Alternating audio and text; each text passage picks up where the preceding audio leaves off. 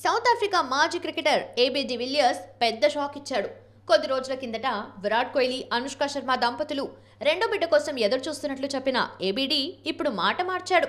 అది నిజం కాదని, విరాట్కు ఏమైందో తనకు తెలియదని చెప్తున్నాడు. ఇంగ్లాండ్తో జరుగుతున్న టెస్ట్ సిరీస్లో టీమిండియా క్రికెటర్ విరాట్ కోహ్లీ ఆడట్లేదన్న సంగతి తెలిసిందే.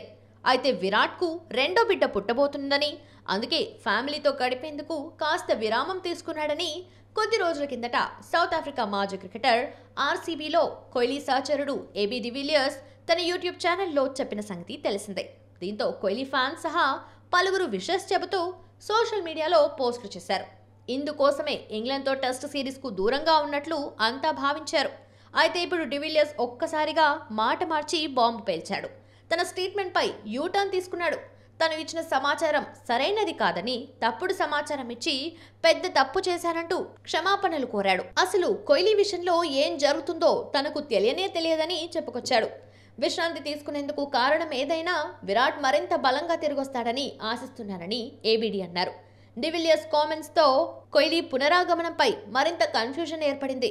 ఎందుకంటే బీసీసీఐకి విరాట్ నుంచి ఇప్పటికీ ఎటువంటి సమాధానం లేదట.